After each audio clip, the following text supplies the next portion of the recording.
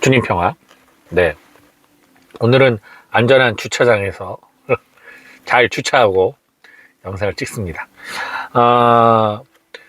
여러분, 어려서 이상형들이 있으셨을 거예요. 그죠? 이상형, 뭐, 물론 그 이상형을 만난 사람도 있을 것이고, 그렇지 못한 분들도 있겠죠? 죄송합니다. 제가 중간에 영상이 끊어지는 거 기침 때문에 그런 건데요.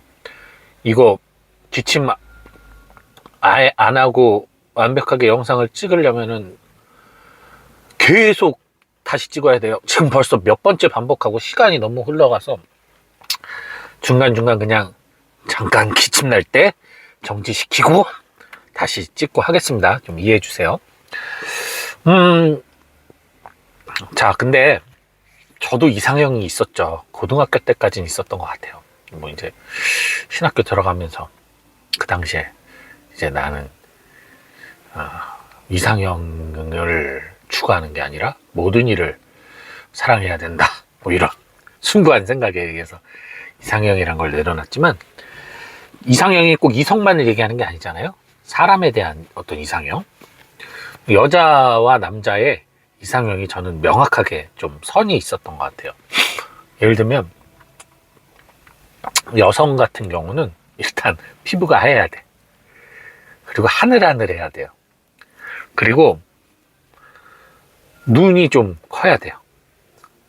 제가 눈이 작다 보니까 눈이 좀 크고, 생머리, 뭐 보통 제 또래 사람들이, 남자들이 생각하는 그런 모습과 비슷한 것 같긴 하죠. 근데 얼굴이 좀 복스러워야 되고, 그리고 좀 이렇게 볼륨감이 있어야 되고, 그리고 제일 중요한 거는 어머니를 모셔야 돼요. 이게 제 이상형이었어요. 그러니까 되게 조신한 사람, 제 앞에서만 끼를 부리고 남 앞에서는 조신한 사람, 뭐 이런 이상형이 있었던 것 같아요. 그래서 그런 사람 만난 적이 있느냐? 단 한 번도 없습니다. 정작 제가 좋아했거나 짝사랑했던 친구들은 이상형하고 아무 상관없었어요. 보면 그래요. 그리고 남성 같은 경우는요, 일단 리더십이 있고 똑똑한 사람을 좋아했어요. 말을 조리 있게 하고, 그리고 합리적인 사람, 그리고 책임감이 강하고, 그러면서도 따뜻한 마음을 가진 사람. 네. 왜 그랬냐면 제가 그런 부분이 부족하거든요. 따라가는 걸 잘하는데 제가 앞에 서는 걸 못해요. 같이 따라가는 사람하고 있으면 이게 진짜 엉망진창이 되는 거예요. 이제 나하고 비슷한 성향을 갖고 있는 남자랑 같이 일을 하면 둘 다 갈팡질팡 우유부단하니까 이게 정해줄 수 있는 사람이 필요했던 거죠. 그래서 남자는 좀 그런 사람. 네, 그래서 좀, 그리고 형처럼 품어주는 사람. 이제 그런 남자를 또 좋아했어요. 이상형이었어요, 그게. 근데 이상형이라는 건 결국 어떤 거냐면요, 내 부족함을 채워줄 수 있는 사람이거든요. 내 모자람을 채워줄 수 있는 사람. 뭔가 그 사람에게 있으면 내가 그 관계 안에서 안정감을 느낄 수 있는 것을 의미합니다. 이 얘기는 달리 말하면 결국 이상형이 생긴 이유는 나의 불안 때문이에요. 나의 불안. 그러나 현실적으로 생각을 해보세요. 완벽한 조건을 맞춰서 결혼을 하면 그 사람들이 진짜 평생 싸움 한 번 안 하고 잘 살던가요? 아니잖아요. 완벽한 조건을 맞춰서 결혼을 해도 부부싸움이 있고 이혼을 하기도 하고 서로 원수보다도 더 미워하는 관계가 되기도 하잖아요.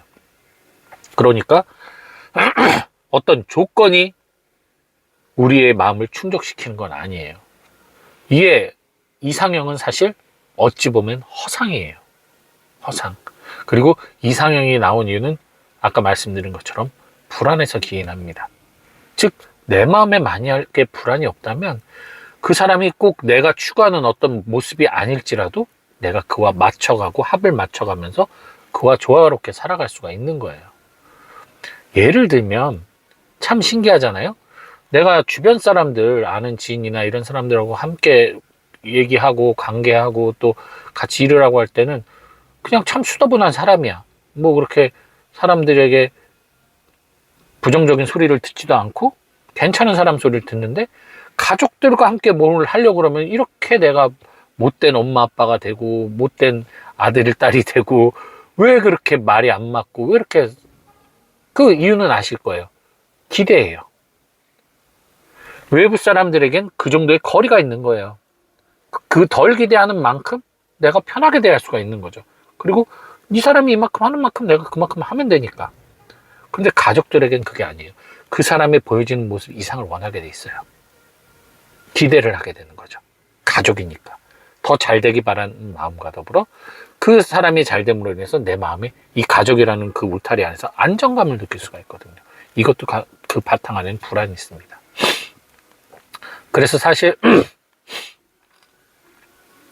많은 사람들이 그 조건, 더 좋은 조건을 찾아서 열심히 그 조건을 추구하고 그 조건에 맞춰서 살려고 애를 쓰지만, 현실적으로 보면 그 조건이 맞았다고 들어가서 살다가도 어느 순간에는 무너지게 되죠. 그래서 젊었을 때는 계속 실패와 좌절을 하는 이유가 거기 있는 거예요. 내가 추구하는 목적과 이상을 향해 가다 보니까 이상에 못 미치니까 계속 좌절하거나 실패하는 거예요. 넘어지는 거예요. 그러면서 배우는 것이 이상이 아닌 현실 속에서 내가 할 수 있는 최선, 그리고 내가 누릴 수 있는 것들, 내가 이 정도 선이면 만족할 수 있는 그 적정선을 찾아가면서 나중에 나의 삶에 맞게 어울리게 그곳에서 기쁨을 찾고 위로를 찾고 하면서 긴 시간을 사회생활도 하고 사람들과 관계를 맺을 수가 있게 되는 거죠. 정말 아까 말한 저 이상형대로 제가 친구를 찾고 사람들을 찾았다면 제 주변에는 거의 사람이 없었을 거예요. 그 조건에 맞추는 사람이 몇이나 있겠습니까?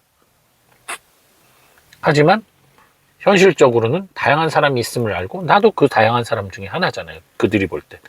그 조건 안에서 대등하게 바라보면서 살아갈 때 그들과 자연스럽게, 나랑 성향이 맞지 않아도 자연스럽게 손을 내밀어 악수할 수 있고 함께 이야기할 수 있고 일을 할 수가 있는 거잖아요. 그래요. 결국 인간이 추구하는 것은 이상이에요. 근데 이 이상이라는 것 어디서 왔겠어요? 하느님에게서 온 거예요. 하느님의 마음, 하느님의 그 마음 자세가 인간에게 그대로 들어온 거란 말이에요. 하느님도 이상향을 꿈꿨어요. 하느님이 만든 에덴 동산은 하느님의 이상향이 집약된 곳이에요. 그리고 그 중에 가장 이상형으로 만든 게 당신 닮은 인간이었단 말이에요. 최고지.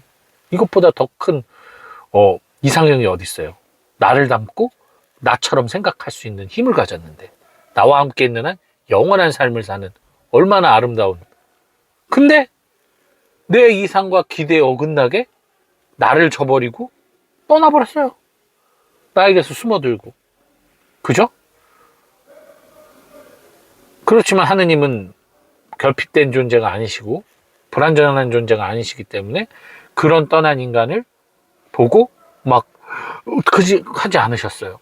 자연스럽게 그 인간들에게 다시 새로운 기회를 주시고 계속 그 인간의 역사 안에서 함께 하시면서 인간이 다시금 당신 안에서 안전 애착을 누리기를 바라는 거죠.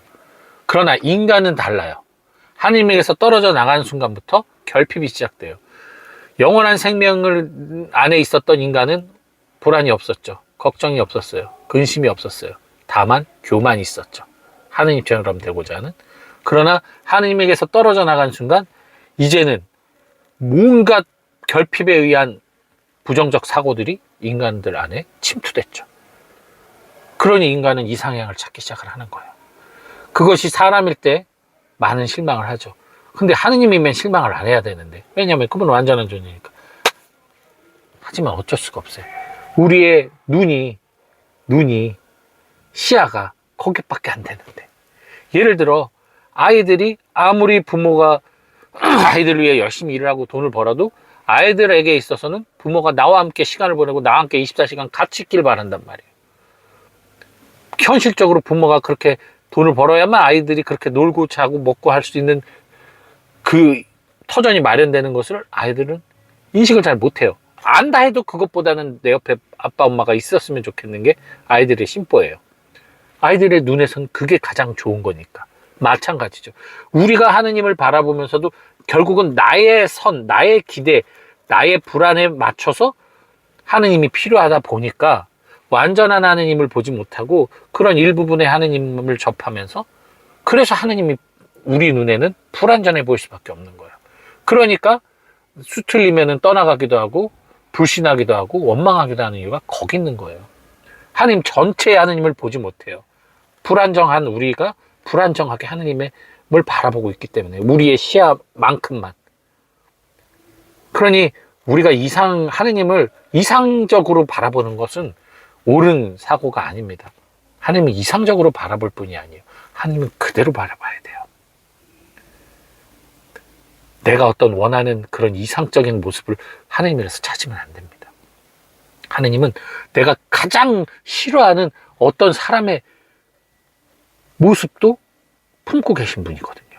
모든 이들의 모든 성격을 다 갖고 계신 거예요. 다중인격은 아니고. 왜냐면 하느님에게서 나온 것들이기 때문에. 그렇다면 나의 기호와 성향에 맞지 않는 저 사람에게도 축복을 주는 하느님을 내가 어떻게 이해하겠습니까? 나의 이상형의 하느님만 추구한다면. 하느님이 원수를 사랑하라고 하신 이유도 거기 있는 거예요. 네가 싫다고 해서 저 사람이 나쁜 거 아니야. 네가 저 사람이 문제라고 해서 그 사람이 너보다 더 부족한 사람은 아니란 말이야. 그러니 그런 판단은 나에게 맡겨라.